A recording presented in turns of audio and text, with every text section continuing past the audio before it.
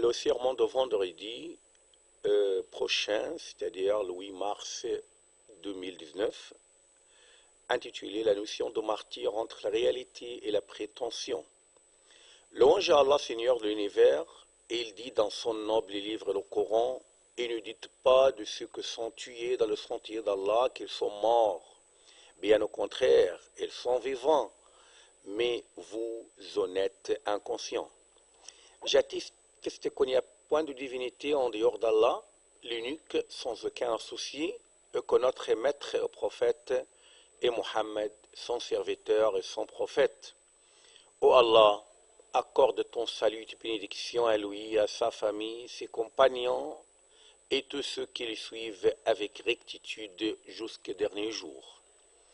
Ensuite, la tradition d'Allah, exalté soit-il, exigea qu'il élise parmi ses serviteurs ce qu'il veut pour leur élever des degrés, leur accorder la gloire, leur gratifier de ses honorabilités, bienfaits, donations et miséricordes.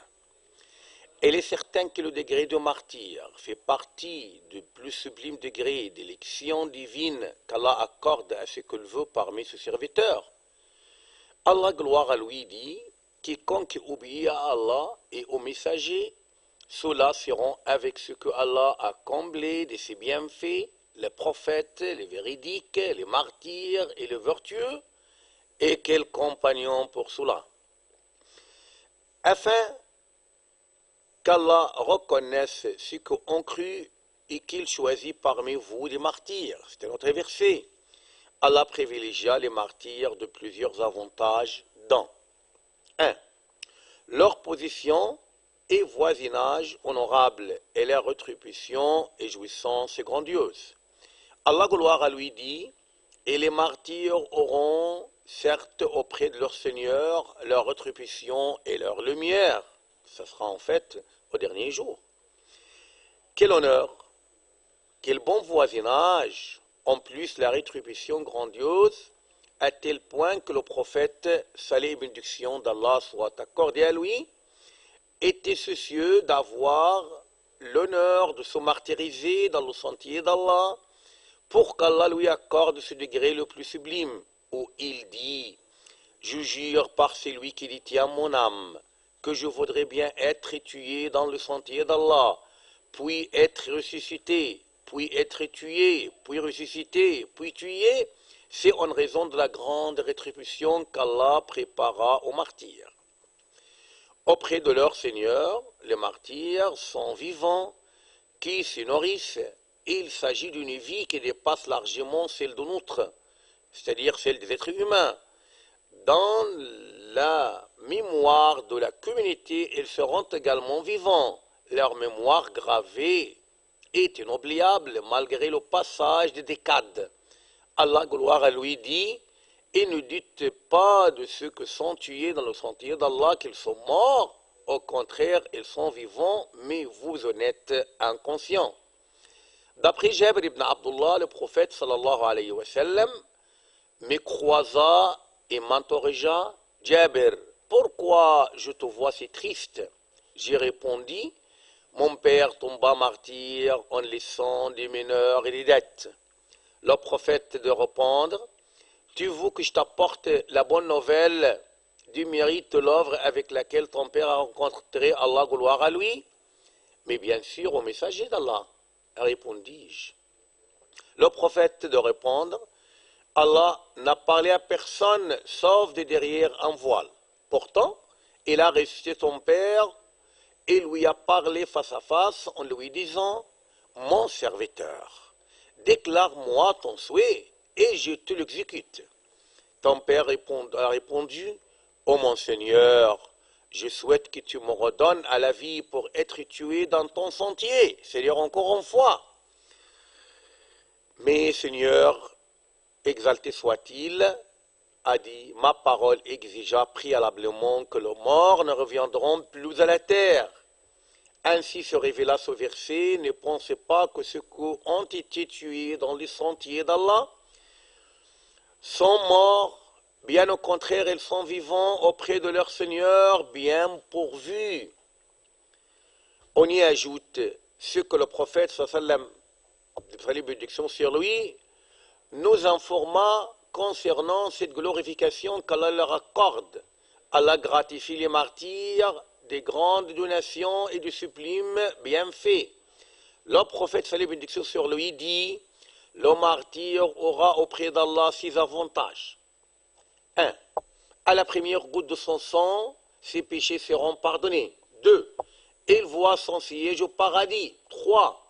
Il sera à l'abri du supplice de tombe et de grands fracas. Puis, il sera habillé de la viture de la foi. Et finalement, il sera marié du hori.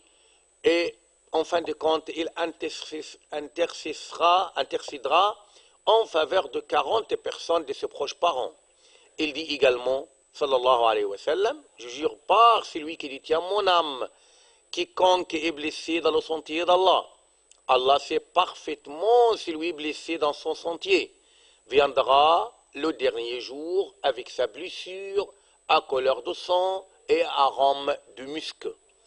D'ailleurs, nous affirmons que cette haute position et ce degré sublime qu'Allah prépara aux martyrs ne seront à obtenir que par le vrai martyr. Car il y a le martyr du vrai et le tué du faux. Le premier est celui qui connaît le vrai, lui est élevé, lui est dévoué, lui sacrifie et lui offre son âme. Le véritable martyr est celui qui défend sa patrie contre tout agresseur et présente en offrande son âme pour la sauver, protéger son sol, préserver tout ce qui vit sur ses territoires.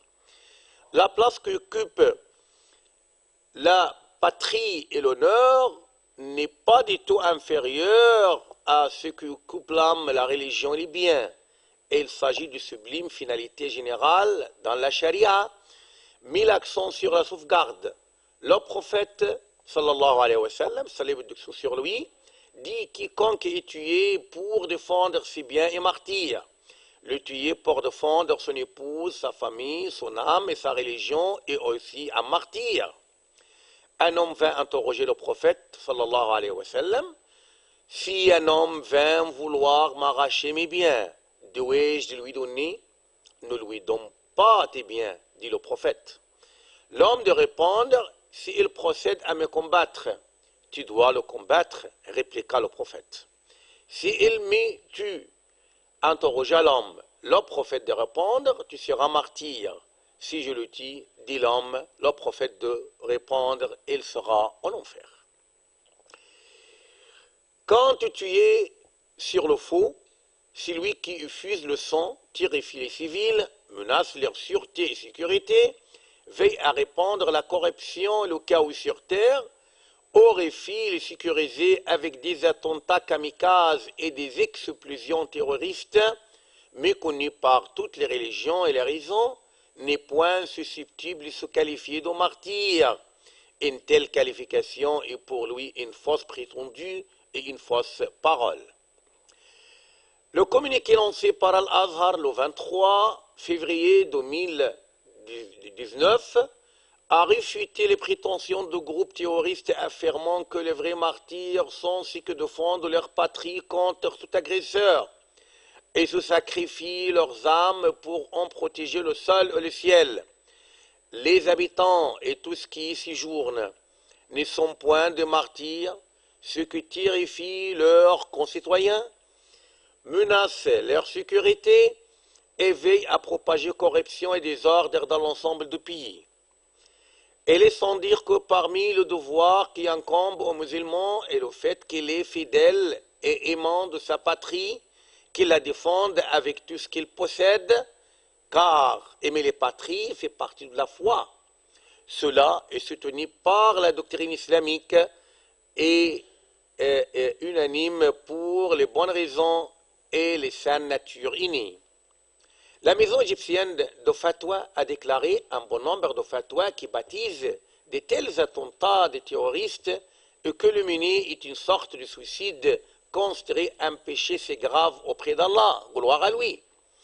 L'auteur d'un tel attentat est un ignorant qui se livre volontiers à la mort, alors qu'Allah exalté soit-il dit, et n'est pas tué vous-même. Notre prophète sallallahu alayhi wa sallam dit, quiconque se suicide avec une baguette de fer l'aura dans sa main le dernier jour avec laquelle elle s'éventrera dans l'enfer où il demeurera éternellement. Dans son commentaire sur le Sahih de Muslim, l'imam An-Nawawi établit un chapitre sur ce hadith intitulé « Le chapitre de l'interdiction stricte de se suicider » et que celui qui se suicide avec un objet, il sera torturé avec lequel. Pour ceux-ci et leurs semblables, on cite le verset « Et quoi, celui à qui on a enjouvilé sa mauvaise action au point qu'il la voit belle ». Nous affirmons que ceux que mènent de tels attentats kamikazes adoptent des idées des sectes extrémistes kharijites et leurs successeurs, le groupe délinquant qui jugent mécréantes toutes les souches de la société et considèrent licite leur sang. Procéder à exploser, détruire, détériorer, assassiner ou se suicider est légalement interdit d'unanimité. Tout cela contredit au texte de la pure charia qui ordonne de préserver l'âme, la patrie et les bienfaits. Le fait que l'homme procède à s'anéantir, se suicider, agresser les âmes des autres, ou s'aimer la corruption sur terre, démolit ce fondement de finalité. Fautif est celui qui observe les finalités de la charia, faisant tomber leurs moyens ou vice-versa. L'islam accentue fort la sacralité de sang et la nécessité de le protéger. Notre prophète, salut et bénédiction sur lui, débita son discours général à l'occasion de pèlerinage d'adieu par affirmer « Vos sangs, honneur et bien, vous sont sacrés autant que votre jour-ci, votre pays-ci, durant votre mois-ci. Vous rencontrerez votre Seigneur et il vous interrogera au sujet de vos œuvres. Ne revenez après mon départ en mécriant ni en égaré, les uns frappent le coup des autres. » Il dit également, l'homme ne cesse d'aspirer la miséricorde de son Seigneur, à moins qu'il ne fût un sang interdit. D'après Abdullah ibn Omar, qu'Allah l'agrée lui et son père, j'ai vu le prophète sallallahu alayhi wa sallam faire la circumambulation autour de la Kaaba en disant « Quelle bonne que tu es et quelle bonne ton odeur, quelle grande tu es et quelle grande est ta sacralité. Je jure par celui qui détient mon âme que la sacralité du croyant, celle de ses biens et sang, sont plus grands auprès d'Allah que la tienne. S'inscrit dans sa sacralité de non pense que le bien. L'islam interdit de tuer l'âme que d'un motif légal, en menaçant un grand châtiment, et Allah, gloire à lui, dit « Quiconque tue intentionnellement un croyant, sa rétribution alors sera l'enfer pour y demeurer éternellement. Allah l'a frappé de sa colère, l'a maudit, et lui a préparé un énorme châtiment, c'est-à-dire un châtiment tout à fait polyvalent et diversifié comme on vient de le voir. Disons cela, j'implore le pardon d'Allah pour vous, moi et pour vous.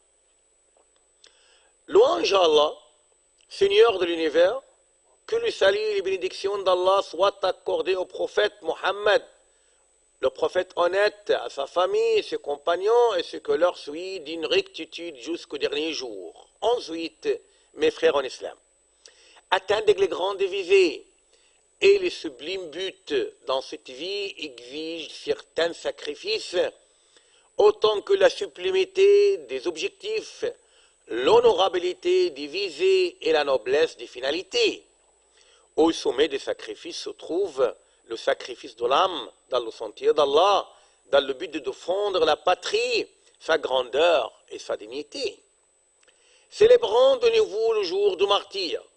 Nous nous rappelons ceux dont les esprits s'élevèrent à Allah, gloire à lui, remportèrent sa rétribution, soit s'agit-il des hommes de nos courageuses forces armées, des hommes braves de la police et tous les nobles concitoyens sur la ligne de la confrontation contre les forces du terrorisme, du mal et de l'obscurantisme.